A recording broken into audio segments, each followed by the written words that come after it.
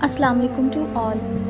جب تم گہرے درد میں سوالی بن کے اللہ کے سامنے جاتے ہو، اپنی بے بیان خاموشیاں لے کر اللہ سے فریاد کرتے ہو، جب تم اپنی خطاؤں کی گھڑی لے کر اس کے در پر رحم کی اپیل کرتے ہو، تو دل میں اس بات کی گرہ پہلے ہی لگا کر رکھو کہ اللہ تمہارا استقبال اس صورت میں کرے گا کہ تمہیں اپنی رحمت کی آغوش میں لے لے گا، تمہیں ہر درد سے آزاد کرے گا اور اپنے نور سے تمہارا بکھرا ہوا دل پر نور کر دے گا۔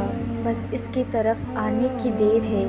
جب تم صبر کرتے کرتے تھک جاؤ، انتظار کرتے کرتے تھک جاؤ، جب تم اللہ کی رضا کے احترام میں سر جھکا لیتے ہو، اس کی رضا کے لیے ریزہ ریزہ ہو کر مٹی ہو جاتے ہو، تو وہ اس مٹی سے تمہیں دوبارہ زندہ کرتا ہے اور نہ ہونے سے ہونے کا وسیلہ بناتا ہے۔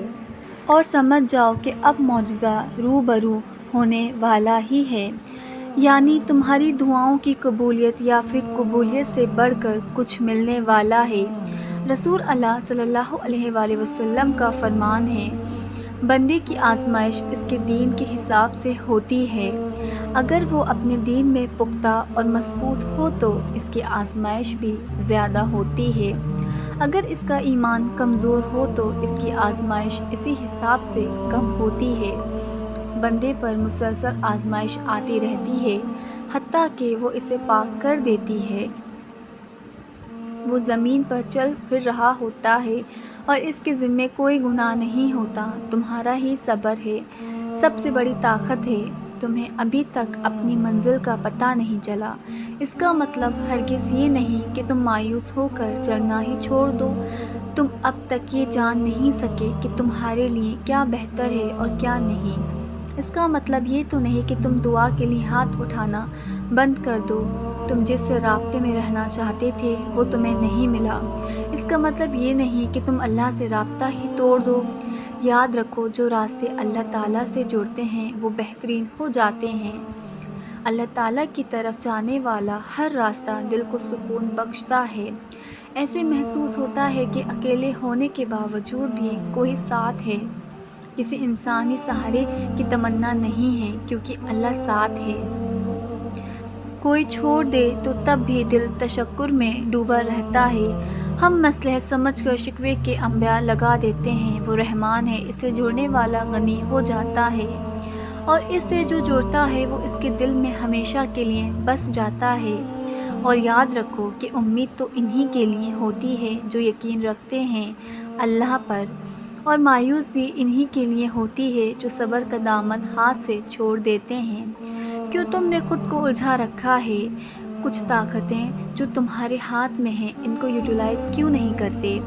دعا کی طاقت تم نہیں جانتے کیا؟ اللہ فرماتا ہے، دعا تو پہاڑوں کو بھی اپنی جگہ سے سرکا سکتی ہے۔ تم دعا مانگو، گڑ گڑاؤ اس رب دو جہاں کے آگے، پھر دیکھو وہ ہوگا جس کا تم نے گمان بھی نہیں کیا ہوگا۔ بس ایمان رکھو اللہ پر، یہ ایمان ہی ہے جو دور کو قریب، غائب کو اشکار اور مغلوب کو غالب بناتا ہے۔ حضرت یوسف علیہ السلام کو کنویں اور زندان سے نکالنے کے لیے حکمت کی اور اللہ کے فرمان کی ضرورت تھی، لیکن انہیں یوسف علیہ السلام بنانے کے لیے سچے ایمان کی ضرورت تھی۔ ممکن سے لے کر ناممکن تک، حاصل سے لے کر لا حاصل تک، روشنی اور معجزے تو تمہارے اندر چھپے ہیں، انہیں تم نے خود تلاش کرنا ہے۔ اپنے ایمان کو مضبوط کرو، اللہ پر اتنا یقین پختہ رکھو اور یاد رکھو کہ اللہ کوئی بھی کہانی ادھوری نہیں چھوڑتا، کوئی بھی جگہ خالی ہمیشہ نہیں رہتی۔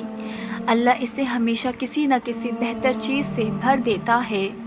زخم کوئی بھی عمر بھر نہیں ستاتا، اللہ کوئی نہ کوئی مرہم کا ذریعہ بھیج ہی دیتا ہے، اور وہ جب ارادہ باندھ لیتا ہے نا تو ناممکن کی گرہیں خود بخود ہی کھلنے لگتی ہیں۔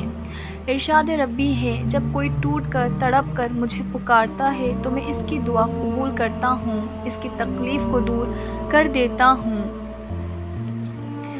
اے اللہ پاک، ہمارے دل اور زبان کے درمیان تمام دعائیں قبول کر، آمین۔ Thanks for watching. If you like my video, so like, share and subscribe. Until next time, Allah Hafiz.